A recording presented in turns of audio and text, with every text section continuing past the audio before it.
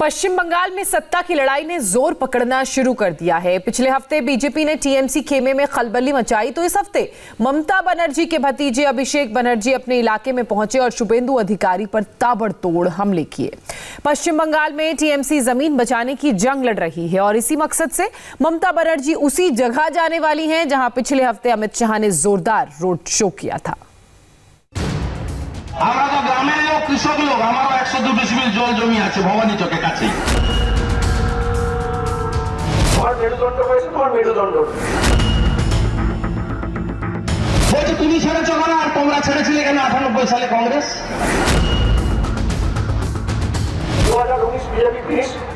এই নেতারাই তো বলেছে বিজেপি অবাঙালিদের দল, বাংলা পড়তে জানে না, লিখতে জানে না, বসতে জানে না, আর এখন বিজেপির দলে হাত মিলিয়ে बंगाल चुनाव में बागी वर्सेस भतीजा शुरू हो गया है। एक तरफ है ममता की पार्टी में नंबर 2 पर रह चुके शुभेंदु अधिकारी, तो दूसरी तरफ है टीएमसी के प्रिंस अभिषेक बनर्जी। रविवार को अभिषेक और शुभेंदु अधिकारी के बीच जमकर जुबानी जंग देखने को मिली। दोनों ने मैदान में उतरकर अपने समर्थकों के बीच जाकर शक्ति प्रदर्शन किया और जनता को अपने अपने राजनीतिक बाहुबल का मैसेज देने की कोशिश की। शुभेंदु अधिकारी ने पश्चिम मेदिनीपुर जिले के दंतन में रोड शो कर अपनी ताकत दिखाई, तो ममता बनर्जी के भतीजे ने 24 परगना जिले के डायमंड हार्बर में अपना दमखम दिखाया।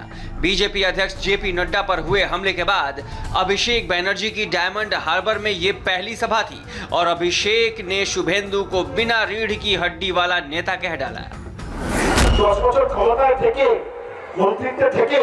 10 साल पार्टी में रहकर मंत्री पद पर बने रहकर पलटी मार गए। तुम में और मुझ में अंतर सिर्फ इतना है कि तुम्हारा मेरुदंड नहीं है। मेरुदंड को बेचकर बंगाल को नरेंद्र मोदी के हाथों नहीं सौंपा जा सकता। यदि साहस नहीं है तो घर में जाकर बैठें। मेरा नाम सारधा में और नारदा मामले में नहीं है, जबकि जो मुझे तोलाबाज बोल रहे हैं उनका नाम सारधा और नारदा कांड में है। अभी भी उनके घर के 2 सांसद तृणमूल कांग्रेस में हैं। उन्हें घर जाने में भी शर्म आनी चाहिए। अभिषेक और शुभेंदु के बीच ये लड़ाई वर्चस्व की है। जब शुभेंदु टीएमसी में थे तब उनका और अभिषेक बनर्जी का 36 का आंकड़ा था।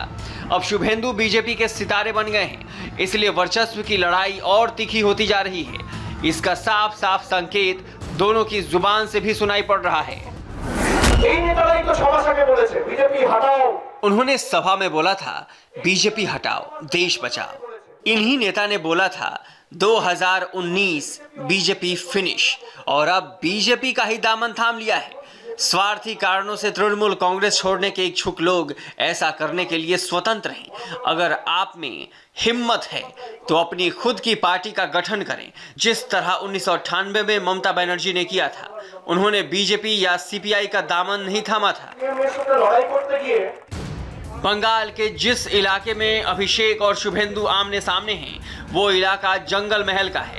इस इलाके की 45 से 50 विधानसभा सीटों पर शुभेंदु अधिकारी का अच्छा खासा दबदबा है। शुभेंदु की वजह से ही इस इलाके में टीएमसी मजबूत हो सकी। शुभेंदु अधिकारी के जाने के बाद टीएमसी संकट में है।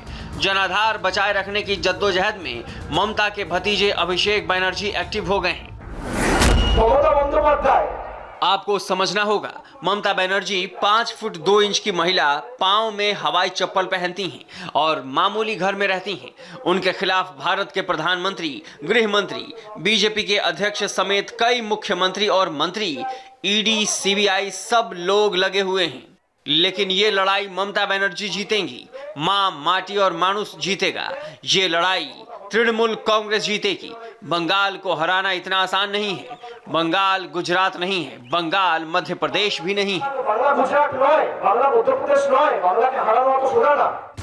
अभिषेक बनर्जी और शुभेंदु अधिकारी बंगाल की राजनीति के 2 धुरी बताए जा रहे हैं। दोनों की सियासी जंग पश्चिम बंगाल का मुकद्दर तय कर सकती है।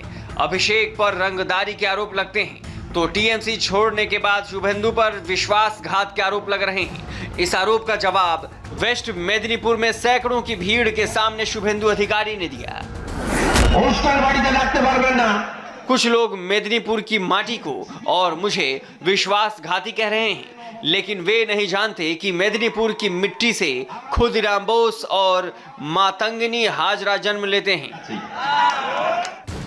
शुभेंदु अधिकारी ने कल अपने समर्थकों को यह बताया कि उनकी वजह से टीएमसी को ऑक्सीजन मिली, नहीं तो टीएमसी फर्श से अर्श तक का सफर तय नहीं कर सकती थी। বলছে তুমি ছেড়েছো কেন আর তোমরা ছেড়েছিলে কেন 98 সালে कांग्रेस? तृणमूल का 2003 के पंचायत चुनाव में सफाया हो गया था और 2004 में वो एक सांसद वाली पार्टी रह गई थी। पार्टी ने 2009 में पश्चिमी मेदिनीपुर जिले से ही वापसी की थी।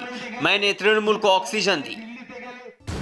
बंगाल की राजनीति का एक और पावर सेंटर है और वो पावर सेंटर है राजभवन।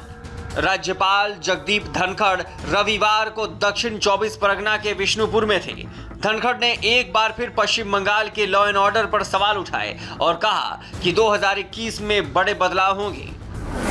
हमारे जीवन में हिंसा का कोई स्थान नहीं है। हिंसा किसी भी व्यवस्था और समाज पर वो कलंक है जो कभी नहीं होना चाहिए। प्रांत की यह पहचान होना